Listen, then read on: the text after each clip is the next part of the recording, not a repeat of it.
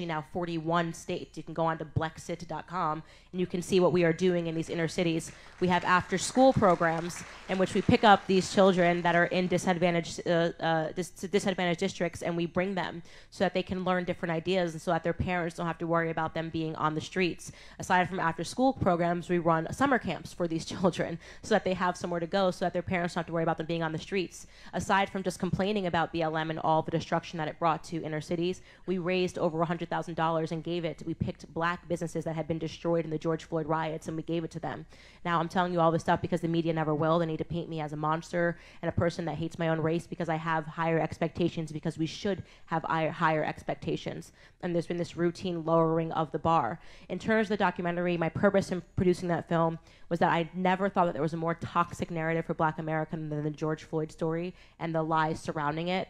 And I wanted to do that film in a compassionate way because after speaking to his roommates, I felt sad. This was a man that was struggling with drug addiction. Drug addiction is something that probably every single person in this room can relate to. Hello guys, welcome back to my YouTube channel at Peace and Makeover. Today I'm going to be checking out Candace Owens, debate college student at North Dakota State University. So without further ado, let's get started. The media tends to portray the U.S. in a bad light, and we as a general public only tend to hear the negatives from them. What do you think are some positive movements this country is currently experiencing?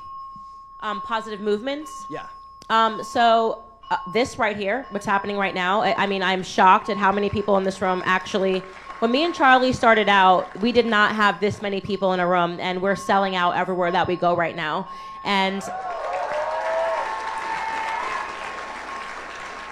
let me tell you guys, the most important aspect, and the thing that you should think is actually a positive thing, as crazy as it sounds, censorship.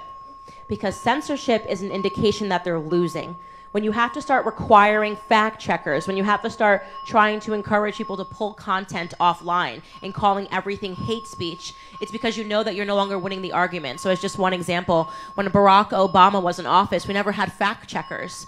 We never were told that the internet is not a safe place. We never had safe spaces. And the reason for that is because when Barack Obama was in office, the left was winning, right? The liberals were winning. I was a person that was convinced that they were telling the truth. I cried the night Barack Obama won, like thinking that this was an amazing feat because the media sold that to me. I think they sold it to a lot of people. They sold that idea that Barack Obama was going to be the end of all racial strife, right, in this country, and yet it actually manifested a beginning of racial strife from the time that I was a child, right? I had never seen anything like it since Obama was in office. So I always say that be encouraged by how desperate they're getting to shut down events like pulling alarms and requiring fact checkers to, censor every single thing that we're saying.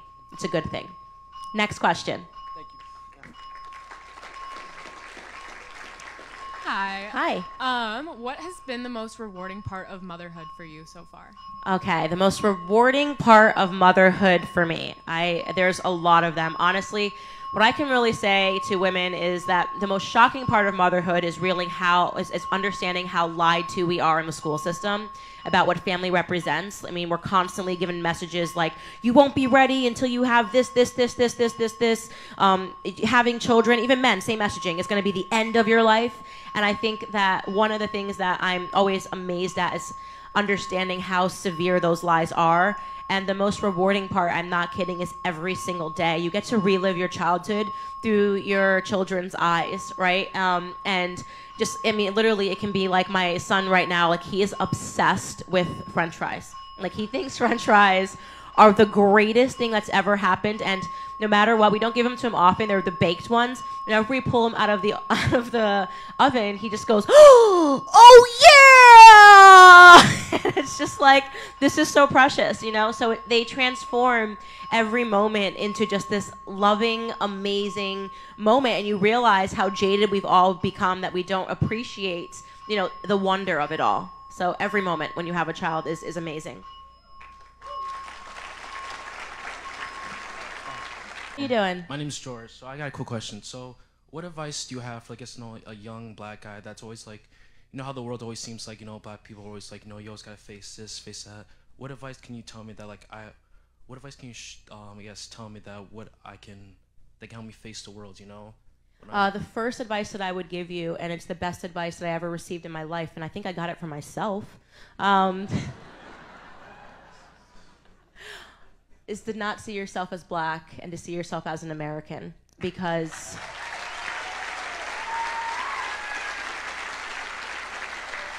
my entire world changed when I had my awakening, as I like to describe it, and I realized that the way that we are meant to feel, the way that I felt for 20 plus years of my life was designed. It was a mental prison that I had stepped into, hadn't created for myself, but that I had stepped into purposefully, by design. The education system, the messaging from culture, telling us constantly that we're black, we're black, we're black. People will never understand us, right? I believed that Republicans were racist and backwards, that I couldn't walk into those rooms and do anything because I was meant to believe those things. And I had my big awakening. It happened, it's a bit of a longer story, but it happened in 2015. And suddenly I realized that the reason that black people are trained to see their own oppression is it's because if you view yourself as a victim, you become your own oppressor. It's a mental prison. You can't get ahead. You're constantly thinking people are seeing you because of the color of your skin. And that is the real sadness of what's happening in our society, is that all we are doing is preventing people from going out in the world and trying something because they're so fearful that they're going to be rejected because of this color of their skin. So I would say as soon as you start seeing yourself as American and connecting with people that hold that same philosophy, you just unlock all of your creativity and every single passion that you've ever had in your life, and you know that you can do it because you know it's possible, and that the only thing that's stopping you is your mentality. Thank you. Thank you. Currently, right now, there's an active campaign to cancel myself and a few of my colleagues for voicing our opinion, our freedom of speech in a private group chat. And that's 6 years of education on my half. I'm a double major in STEM, and I'd just like some advice on what a person who has been canceled should do. The left has called me an anti-Semite, even though I'm Jewish. I think you know someone else named Ben who's a Jew and has been called an anti-Semite. Thinking Ben might be a Jewish person. Yeah, it's a name. Yeah, I mean, you're totally right. But keep this short. I read Michael Knowles' article, Do Not Apologize, and I was just wondering if you could give me any more advice or maybe some support that I could go to. Yeah, absolutely. So first and foremost, know that you were in a unique time, having a new unique experience, and that's why it's important for you to know that it just wasn't like this a few years ago in college. And the entire system is being built right now to break you down psychologically. Right? I read a wonderful piece in the New York Post about a psychological immune system, which people have realized is real, right? They can break you down psychologically by calling you a bunch of names, by constantly telling you and castigating you and telling you that having these ideas is wrong. And the point is to make you feel defeated, right? To make you give in and to think that this is it, I'm done because somebody called me a racist or someone called you an anti-Semite. You have to develop on the back end of that a sense of humor. Let me tell you, I laugh harder. I mean, if people knew how much fun I was having, they would hate me. If journalists knew how much I laugh when I read these articles about me, I actually consider the name game of calling me all of these things, like I'm like playing Pokemon ball. Like I'm like, I gotta catch them all. I gotta catch them all. I'm like, they never called me that. Woo! They called me it. I got it. I got this unique ball. They called me this, and it's incredible. They've called me a racist, right? A self-hating black person, and Uncle Tom, a coon, an anti-Semite. So once you realize that words really had no power. First off, you said you're a STEM. Yeah, okay. Double STEM. Yeah, I'd like to see you out in the real world against these people that can't even form a sentence and say F you. They don't want me to be. They don't want you. You're going to be just fine, I promise you.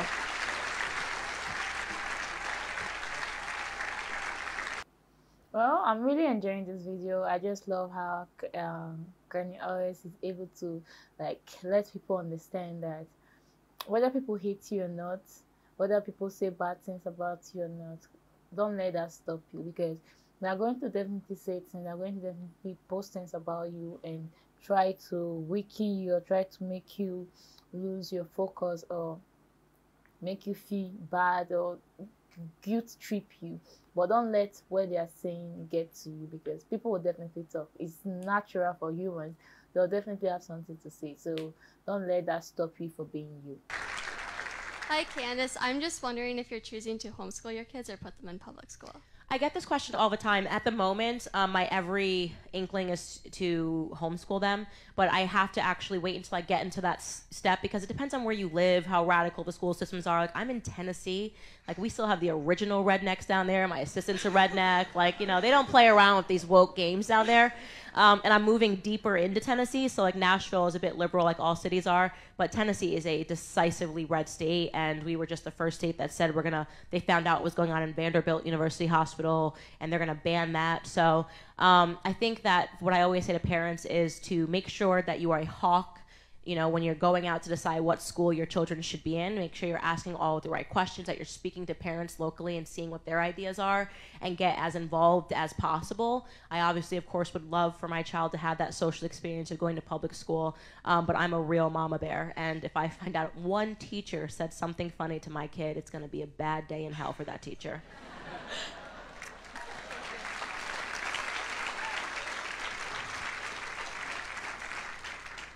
Hi, Candace. Hey.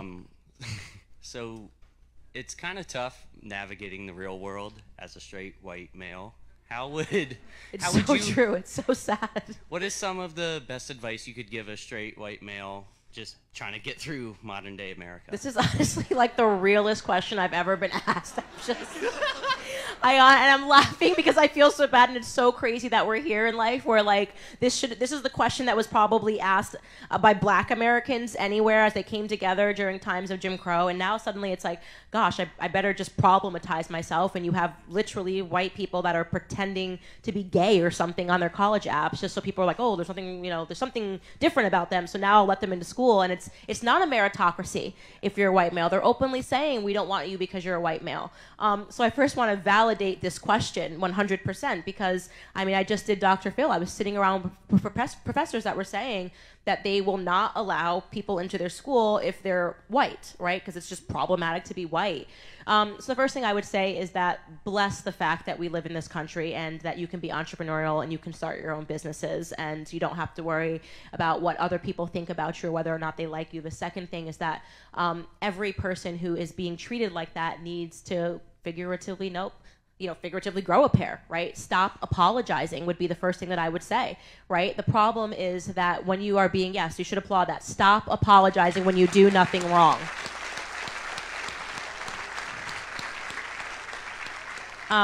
And I think that what has happened is that people have been so afraid of being smeared that they just apologize even when they don't mean it. And that is the first thing that weakens a person, is saying stuff that you don't mean. It doesn't just weaken the individual, it weakens society at large. And so if you do something wrong, you obviously say sorry, but if you don't do something wrong, don't apologize, and know that you're amongst friends when you're in a room filled with conservatives, whether they're Black, white, Hispanic. We all know what's actually happening in this country. And I do think that the size of this room demonstrates the mist of a sea change.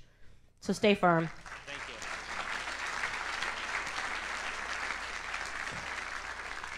Hi. My advice is how to give advice to my daughter. On last Wednesday on her way to school, my 7-year-old in the back seat became hysterical. When asking her what was wrong, she told me she didn't want to be white anymore. That's so sad. And that her white classmate told her that being white means that they kill Black people. That was absolutely heartbreaking. Yeah. Of course, then I dive into who her parents are, and they are white, from out east. What advice can I give my daughter? I told her God doesn't make mistakes and that she's the right color. What other things could I have told her? You can tell her all those things, but you should also breathe fire and see where, why that is taking place. Because if that ever happened to my kid, I mean, that's just heartbreaking that kids go through that. But that tells you that there's an administrative problem that was allowed to happen. I would first and foremost, that happened at school, right? It happened at recess, from my understanding. Yeah, and so the first thing that you should do is that you need to make sure that you go and you represent your child and you are her voice and you tell the teachers and the administration exactly what happened. Because if it happens to her and you say nothing, it's going to happen to the next kid.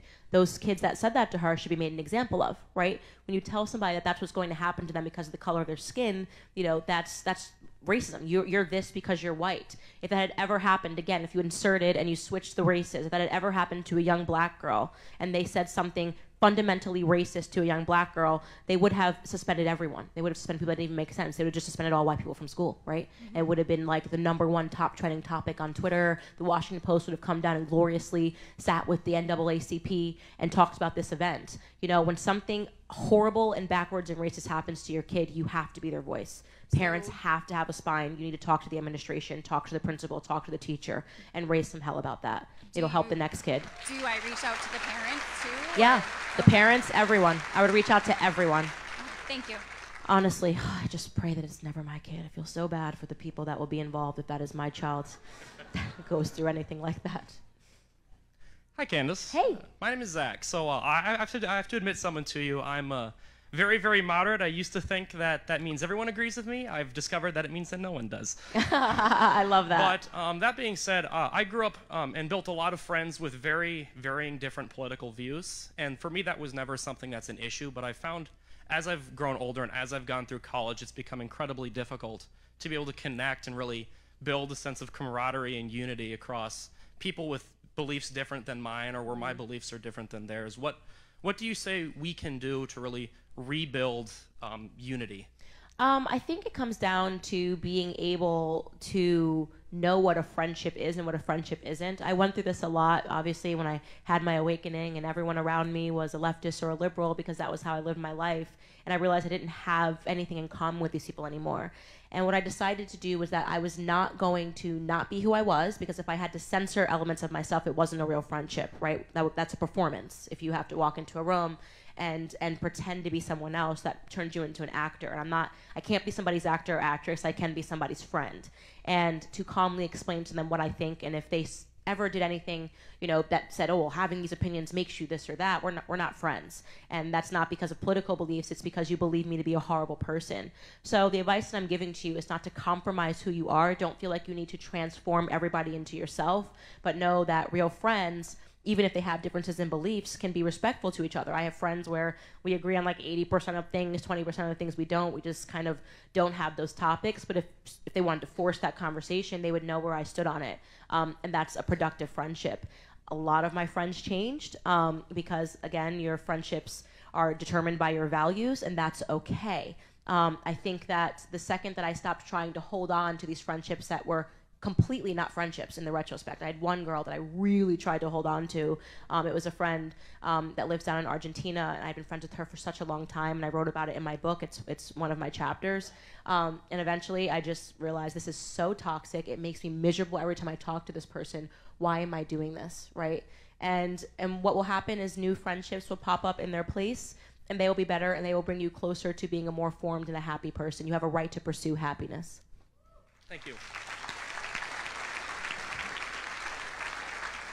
Hey. So congrats on your movie. Thank I you. know it takes a lot of effort to put stuff like that out there. Let's see. So I know you've spoken on like toxic black culture and all that stuff.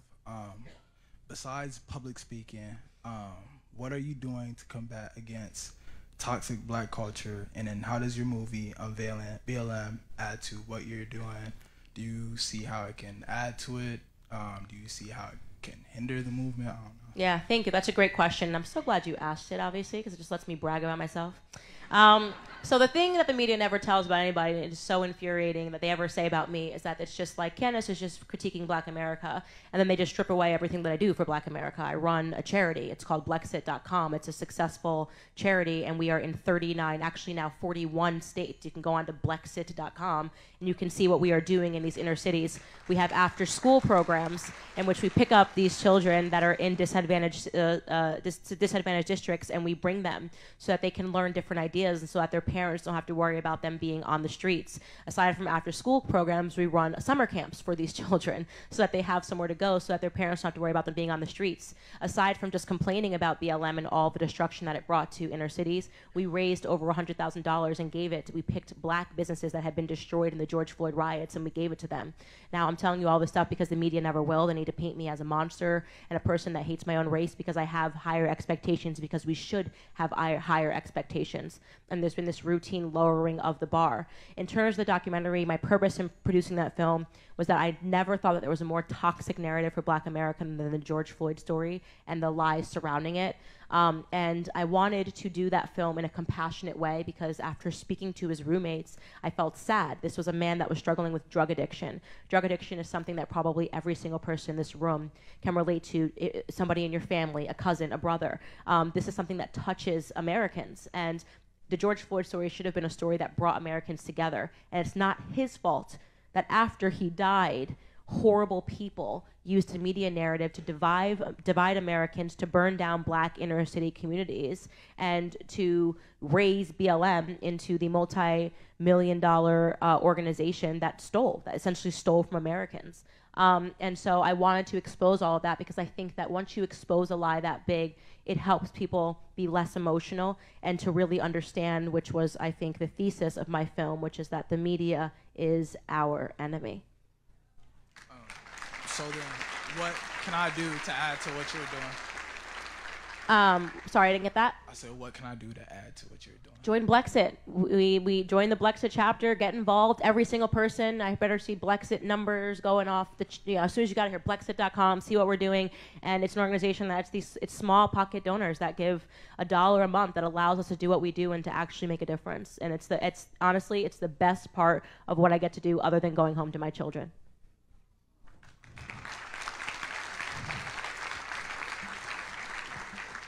Hello, my name is David. I have a short question followed by a longer one. The first one is, do you have any recommendations for middle ground sources that you could give to people who you want to ease into more conservative ideas? Would you say I'm not a moderate middle of the ground source? Okay, fine, fair enough. Fair enough. You know what? It depends on where they are at ideologically. I think probably if they were on the left and you were trying to bring them over this way, tell them they should watch a little more Bill Maher, because it seems like something's dawned on Bill Maher as he's starting to cover how toxic woke culture has become, and it's leading to him being attacked. I mean, the greatest voices that we have are people that are, still identify as liberal and are realizing that something has gone really wrong and awry. So I think Bill Maher is great at that. Dave Rubin, who was, a liberal. I think the first time he ever said that he thought he was conservative was, a couple of months ago, or maybe in his last book or something. But watching all of his old stuff on YouTube, he was like fully on the left, fully liberal, and you can actually see how just his mind changed after having conversations and being at least open to having conversations. So I would say those would be like two people that you could probably point them to that still do great work and are able to host people on both sides. And by the way, Joe Rogan is not a conservative. I don't know what the media is trying to pretend he is. He talks to people on the far left, he talks to people in the middle, and Spotify has done a good job of standing by him, so I think that he's also a helpful resource. All right. And then my follow-up question, this one's a bit more specific. During a debate that I had in one of my classes, we were talking about the validity of the First Amendment Establishment Clause pertaining to a Ten Commandments statue that's at Fargo City Hall. And okay, we're probably going to have to give me some details on that. Yeah, so there... Fargo City Hall. At Fargo City Hall, there's a monument that has the Ten Commandments on it, cross that has a reference to Judaism, and it was donated by a group back in like 1970, and then a group called the Red River Freethinkers believed that it was an establishment of religion on government property, because it was technically on government property, and they believed that it should be removed, or at the very least that more groups should be able to add monuments to it. And then there was a petition to have it not removed by the people of Fargo, and they decided to not remove it. But then the city hall put in a mandate that said that no other monuments could be put on the same land. And in the debate, I basically cited saying that it should stay, but other groups should be able to add, or other religious groups should be able to add their own, say, moral or law documents that are a part of history and how we came about bringing up things like governments. So in that debate, I argued along those lines of it should stay because it has historical significance and moral significance, or history to the morality of people. And I think that given that those ideas would manifest in a place such as a city hall, they have validity in staying there.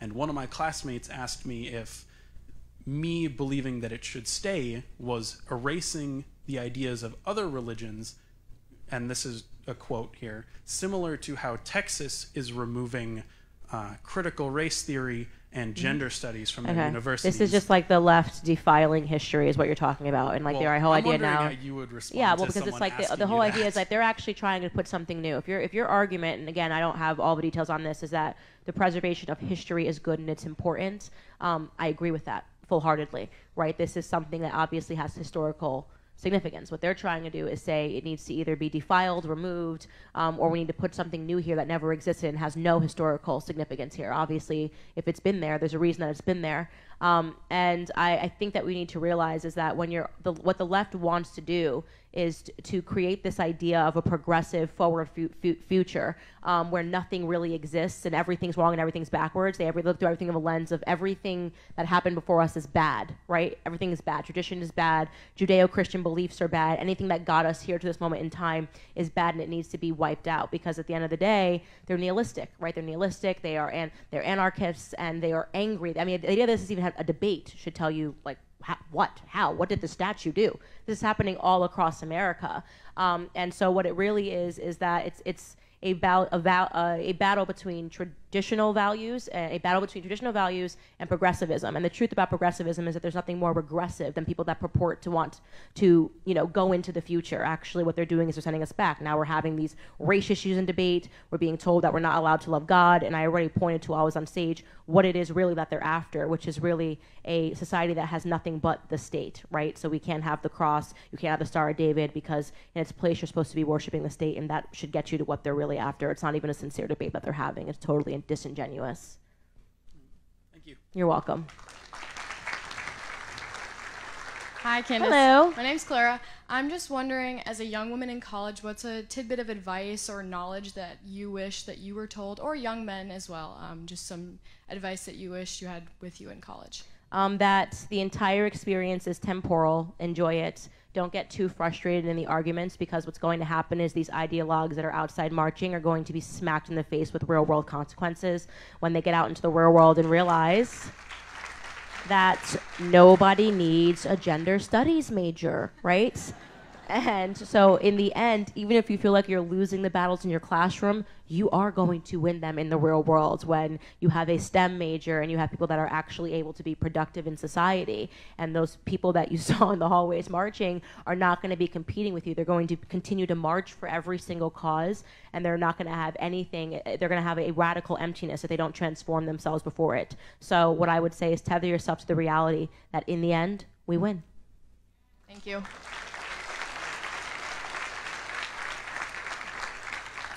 Hi, Candace. I'm Hey. Hannah. Hey, Hannah. So my question was, you kind of talked about censorship earlier, about how it's a good thing, but also as a college student, how do you combat that? Because, growing up, people always told me, like, be careful, people can take screenshots of everything, like... What do you mean censorship is a good thing? Oh, you were mentioning it earlier, like, that we're winning. That censorship is... Oh, okay, I get what you're saying. Yeah, sorry. sorry. Yeah, it's a good thing. It indicates that we're winning. Yeah, that's very true. But it is happening, and so, like, how do you combat it exactly? Yeah. Because, if you were trying to get a job, like, I've heard of instances where people, pull out, oh, you posted this on Facebook so many years ago. Yeah. So. Well, the first thing that I would say is, yes, look out for that. That's dangerous, and it's scary that they're doing that, is that they're trying to have this trial by fire of what you said and what you thought. The truth is that you're growing up. You're going to be an idiot. Part of growing up is the experience and being allowed to be an idiot. The difference is, when I was a kid, we were allowed to be dumb for a little bit, and we didn't have social media. It was the land before Facebook and Twitter, and you get to try out being mean. On the playground, you say some stuff, and, like, whatever. You get home, it's like, actually, I shouldn't have said that. I didn't feel good when I said that. You're allowed to grow up. And one of the greatest sins of this generation is that they're telling people that they don't have the right to transform, right? And they don't have the right to grow up, that everything you say is forever and you're not allowed to really evolve. We're talking about evolution, which is so natural to the human spirit. And when you can't evolve, you die. When you stop evolving and growing, you die. And you have people that are being told that psychologically, this is all you'll ever be. So I hate that. I resent that. And the way to combat that is that when we get out into the real world and we're the ones that are having the companies, we stop doing that crap. We stop saying, let me check out to see what this person said when they were 11 years old and their mom let them have TikTok, right? We need to say, okay, this person was 11 years old, they were a child, and I would not have survived that trial by childhood had I had a TikTok when I was 11 either. None of us were great people. Don't let these freaking bad faith actors pretend like, oh my God, what you did was so horrible. I was just so great when I was 10. They're not. They're really not. They're not even great when they're 2. My kid's yelling at me. He's over yelling at me, right? And so tether yourself to that reality. Know that that what's going to happen naturally is that there's going to be the answer to the left-leaning economy. We're now seeing the beginning of the conservative economy. It's the reason why someone like Elon Musk steps up and says, I want to buy Twitter, right? Or Ye wants to buy Parler. It's because people that are conservative are realizing that censorship is a threat to everyone. And so what's naturally going to happen, and what is happening, is that we are creating our own space, and we are going to flourish, and we're going to win. Thank you.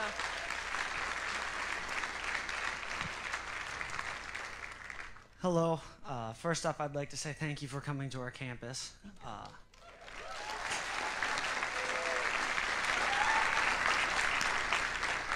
The question I have is, in an education system ruled by leftist nuts and liberal professors who spew their ideological garbage upon their students from a position of power, is there a time to stand up for truth? And if so, when? Always. What do you mean? Always. Absolutely. I mean, and the same advice that I gave to the mother who said, what do I do? If you write a paper that disagrees with an ideologue and they give you a bad grade because they're an ideologue, you better take that all the way to the top. I mean, you better, until we start creating a problem and exposing these schools, so that's what they hate. They hate publicity, right? They never like it when a story goes viral about what happened on their campus and how they treated a student. And so you guys have to create that publicity when they do things like that and show them that we're not the minority. I mean, look around in this room. Like, you guys are not the minority. They just want you to feel like you're the minority. The radical left is a minority. The majority of people in the United States of America don't think that kids can pick their genders, right? You feel that way because they are a minority that controls the education system. So it's incredibly important that you never think that there's a period of time in your life where you should stop telling the truth or stop saying the truth, right? You should never get used to lying to yourself or to others. That's what they want you to do. So don't let that program to happen. And the other thing, which I always say, and this is maybe a bad time because we're on a college campus, is really consider whether or not you even need to go to university. Don't allow that peer pressure campaign of like, oh, if you don't get a degree, you're not going to be successful. So, you know, take $100,000 out in student loans and already owe the government, talk about statism, before you even get out and try or even know what you want to do. That's why I went to school. I felt peer pressured to go to school. Nothing that I am doing has anything to do with what I was studying in school. I promise you, least of all that stupid feminist class I was supposed to take as a prereq. Anyways, that's all. I'm not going to rant about that. Next question. Thank you. Hi, Candace. I'm Michael. Hey, Very Michael. Nice to meet you. My question is basically, what are your thoughts on political leaders having agendas that are trying to phase out and remove coal mining as a resource for energy? Do not ever vote for them, ever. I mean, it is so ridiculous. Talk about an ideologue. The idea that we're going to live in a society, that's why I said earlier, like the energy, the whole energy stuff, it's green on the outside and it's red on the inside, right? The idea that we're going to somehow, like in California, they're trying to pass a law that is banning vehicles that are not electric after 2024, right? Or 2028, I can't remember the exact year. Completely ridiculous. It's the reason why they're facing an energy crisis in Europe right now, today. Right, because a bunch of ideologues said, no, don't have nuclear energy, even though nuclear energy is clean energy, right? This whole idea that, oh, well, we just shouldn't be drilling here in America. We could be completely independent. We could be completely independent. So it's ridiculous. And what they really are doing is they're trying to prevent you from using energy, right? If you think that when Leonardo DiCaprio gets on his private jets and flies to speak at a climate conference, that he's going to give up his private jets, they're going to ask you to give up your private jets. If you think that these people are just sipping the same disgusting paper straws that melt in your mouth while telling you that you should do it, you're out of your mind. The idea is to create a permanent underclass of people that tell you, as Gavin Newsom has done, we need to only use electric vehicles, but this summer, please turn off your AC because the electric grid is already suffering. Can you imagine a world where you can't even drive your car to work because suddenly there's a mandate that says no driving and we all have electric vehicles? Again, the idea is to move power from the individual and to cede it to the state. Do not ever do that. It is completely ridiculous, least of all when we know that the leaders in all of this carbon emission crap, which, by the way, carbon is good. Don't get me on a rant about freaking carbon and the lies surrounding that, right? But the real offenders are China, and they're not playing the game, right? You think China's ever going to stop with that energy industry? No, but what they will do is control the entire global economy because us idiots over here are playing Green New Deal. So it's crap. Never listen to it. It just leads to us not having any power over our own lives.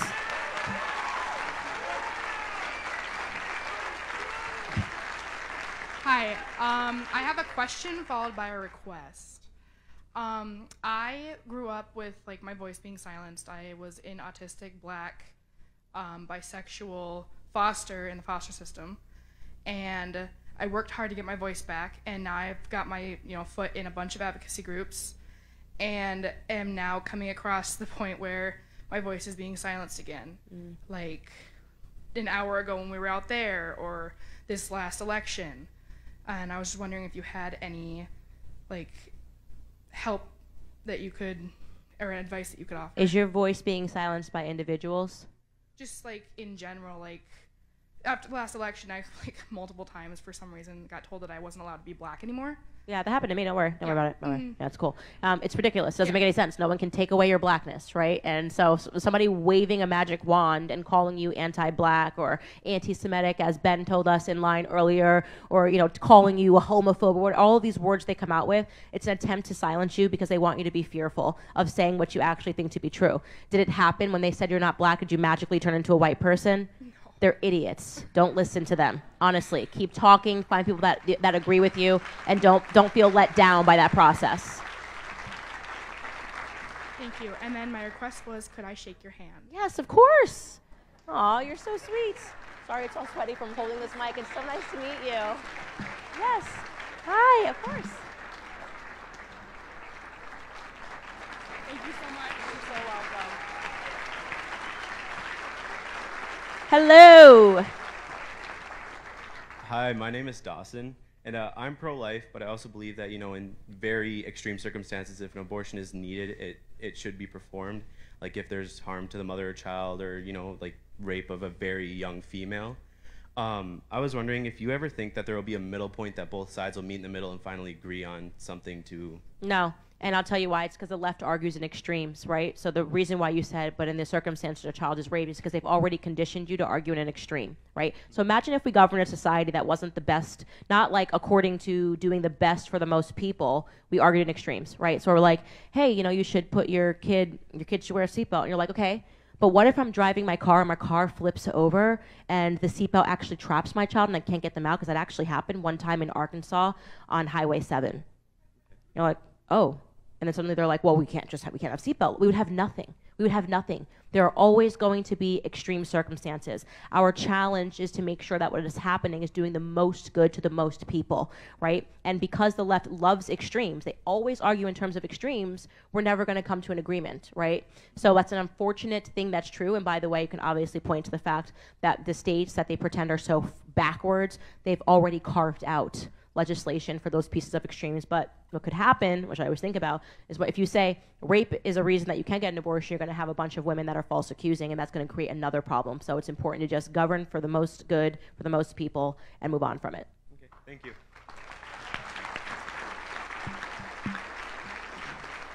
My question for you is, I'm an elementary education major, and I bet there's probably teachers and like people who are going to education here too. What is advice for us who are conservative teachers or going into teaching, just like advice in general?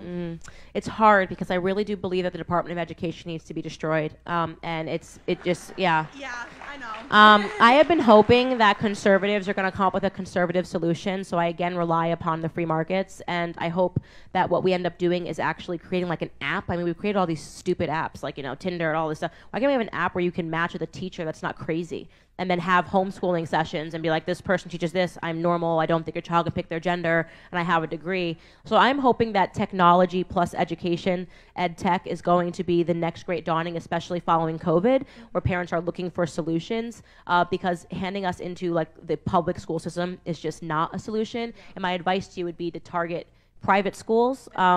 Yeah, because it still can be bad, but your chances are going to be better than if you feed into the system. Guys, I'm going to do one more question. I'm so sorry to cut off, but the line keeps getting bigger. I'm so sorry, guys. I'm so sorry. So let me just start off by saying thank you for coming out tonight. Huge honor to talk to you. Your name has come up on my Instagram feed every now and then, and I didn't realize you had like almost 5 million followers on Instagram. You're late to the party. Yeah, now I'm here. Okay, so long story short, kind of long story. So my parents are immigrants from the Philippines. and they faced a lot of prejudice just from people saying, "Oh, you're immigrants, you guys aren't gonna make it," and all this stuff, like all these stereotypes that we have to believe in these sort of norms. Long story short, my mom's been here for 3 years. She owns 3 businesses, and my 2 older siblings are both in the Air Force, and my sister is a master sergeant. So I was just wondering, what do you have to say for those people? Yeah. Well, the real reason that nobody ever talks about Asians is because they're actually the most successful people in this country. I appreciate it. Thank Yeah, you. it's true, and there's a reason why. So they always try to pit black versus white. So you hear things like, white people are more likely to be accepted for a credit card than a black person, and black people are being turned down more for credit cards. And the reason that they never enter the other fact, which is that Asian Americans are more likely to get a credit card than white Americans, is because it dispels their rumor that it's white versus black, and it actually shows you that we have a meritocracy. The truth about Asians is that they have a better culture, right? They focus on education. I remember, first and foremost, my second boyfriend in life was Filipino, so I'm educated about this matter. But I just, proud. and yeah, he had like a crazy, crazy Filipino moms. Like, I mean, she was like hardcore. She didn't mess around. And then I had this girl who I was best friends with named Kathy, and she was Japanese, and her dad was terrifying. Like, Kathy had to go home, and she had to study, and she had to she was expected to get straight A's. And that culture that they have seeded, it's the reason why literally, if you want to talk about discrimination happening in this country, it's Harvard turning down Asians. They're saying there's too many Asians that are doing well in this country, and we don't want you. We need to fill in a couple of blocks here and put black people in your place, even though they're working harder and they deserve to have those spots in the university level. So the truth is that, and it's something we should talk about, there is such a thing as fostering better cultures, right? And that's why I talk about the fact that Black America has fostered a culture that does not focus on education, right? The things that are glorified in black culture is you want to be like LeBron. Nobody talks about Thomas Sowell. Nobody talks about Condoleezza Rice. In fact, not only do they not talk about them, they call them Uncle Toms and they call them goons. They're rejected. Right? So we have a culture that thinks it's success, and you have a 1 in a billionth chance to become the next LeBron James, but you have a 100% chance of becoming the next doctor if you stay in school, right? So I think Asians are a stunning example of what it means to foster a good culture and to show you that no matter who you are, if you come to this country with good ideas, you're willing to work hard, that you can become successful. God bless you guys. God bless the American dream. Thank you. Thank you. Well, it's so good. I feel what she said is true. When it comes to people that succeed, basically you just need to look at their backgrounds and their people. Because I watch some American movies, and you see how carefree and how chill their parents are.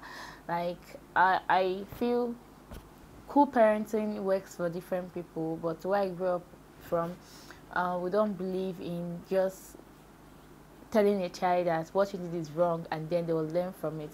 I feel you need to be a little bit strict as a parent. You are your children's parent, not their friends. That's one thing some parents forget. They forget that your children, they are not your friends. They are not your friends. They are your kids. You are supposed to parent them. Just like when you go to school, your students, they are not your friends. They are people you need to teach. They are people you need to guide. They are people you need to put in place. So if you are smiling with them, laughing with them every day, there are some things they will overlook. There are some way they will be. I'm not saying you should be rude, too strict and stuff. When you're too strict, definitely they will crack. But you need to know how to balance it. Don't go down to this side. Don't go down to this side too much. Just stay somewhere in between. So I just feel Asians and also Africans, because when you go to African homes, you see how their parents treat them. If I'm to visit a white friend and you see them calling people older than them by their name, like, till today, I don't get it. I don't feel comfortable hearing someone call someone older than them. Like, okay, I will not say 10 years, because there are some people that you are very close with, maybe like a colleague or stuff that maybe 10 years older than you, that you can call by their name. But people like your aunties, your uncles, your mommy's friends, stuff like that, like, I can never be caught dead calling anyone that are friends with my mom, friends with people that are really older than me by their name. It won't even come out. Even if you tell me, call me by your name, I won't even do it. I remember when I was working at the hospital, and then the nurses, they I don't know how they call them, sister or something, and I call them ma, and they'll be like, oh, don't call me ma, I'm not that old. And I say, I'm very sorry, but it will be very difficult for me to call you anything other than Ma. I can't call you by your name because definitely you're older than me, not just in rank, in age, and even the social norms. You're really older than me, so I can't be comfortable calling you by your name because it makes me feel like I'm disrespecting you. So everything boils down to culture and how people are being brought up. But I would rather be brought up in a street home over and over again than have chill parents, because I look at people that I know, some people that are my friends, and the way they live, I'm like, damn, your parents didn't really raise you up. I'm not saying that my parents did so much for me. I'm just like,